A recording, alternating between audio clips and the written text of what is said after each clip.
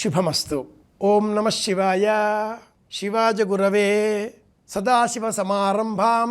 అంతా శివనామ స్మరణ. శ్రావణ మాసంలో సోమవారాలు శివారాధనకు ప్రత్యేకం. ఈ శ్రావణ మాసానికి వేదంలో నభోమాసం అన్న పేరు ఉంది. మధుశ్చ మాధవశ్చ శుక్రశ్చ శుచిశ్చ నభశ్చ. ఇది 5వ మాసం.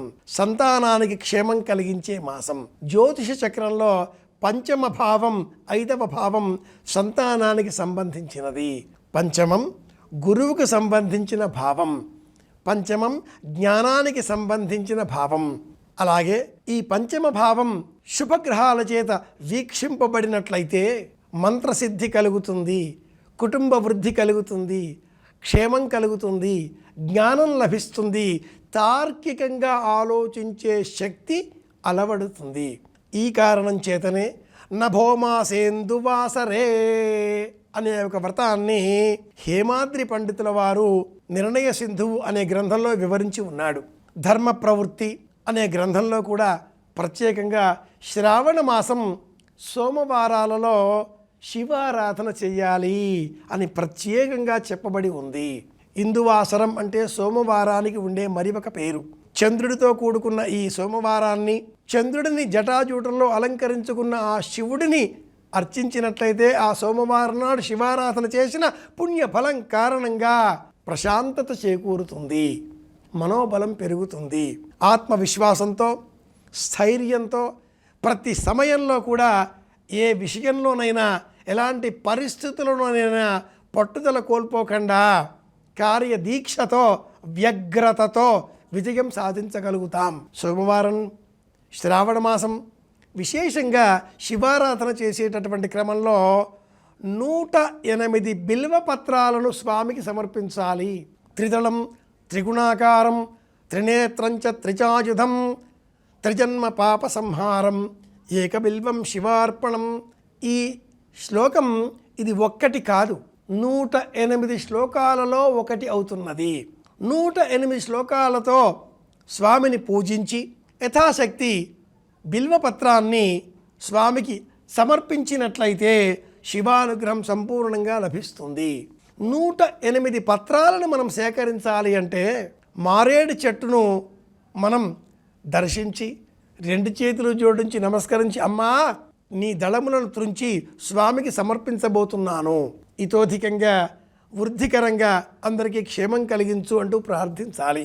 ఉన్న ఒక్క మారేడు చెట్టు మీద 10 మంది భక్తులు ఇలా వెళితే ఆ మారేడు చెట్టుకు దళములన్నీ తొలగిపోతాయి కనుక ఇంతకు 1000 రెట్లు పుణ్యం లభించే విధంగా మారేడు మొక్కల పెంపకం పైన ప్రీతి గల వారికి బహుమానంగా శ్రావణ సోమవారాలలో అందించాలి. ఇంటింటా తులసి మొక్క ఎలా పెంచుకుంటున్నారో అదేవిధంగా ఇంటింటా మారేడు మొక్కను అదే విధంగా పెంచుకోవాలి అంటుంది శాస్త్రం.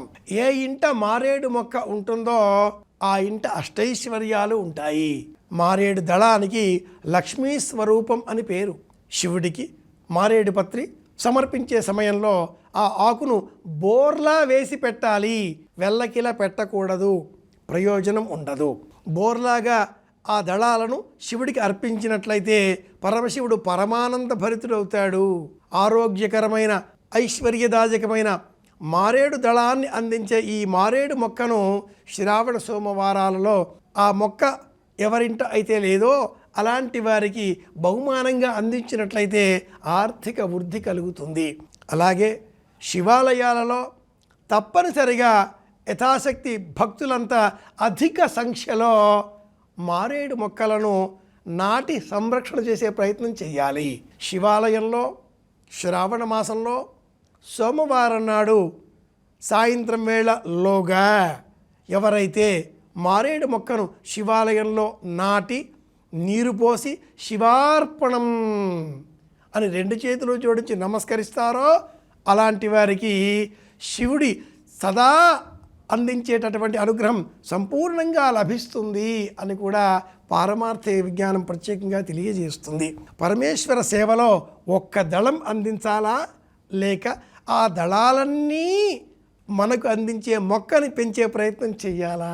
ఆ మొక్క పెరిగి పెద్దనైన అనంతరం ఎవరైనా భక్తులు ఆ మొక్కకు సంబంధించిన మహావృక్షంగా మారిన అనంతరం లభించే దళాలను త్రుంచి శివార్పణం అంటూ సమర్పిస్తే వారికి చెందే పుణ్యంలో 25 వంతు ఆ మొక్క నాటిన వారికి జీవితాంతం లభిస్తుంది అని కూడా శివపురాణ విజ్ఞానం ప్రత్యేకంగా తెలియజేస్తుంది. కనుక శివపురాణాన్ని స్మరిస్తూ యథాశక్తి శ్రావణ సోమవారాలు సాయంత్రం వేళ శివారాధన చేద్దాం, బిల్వార్చన చేద్దాం.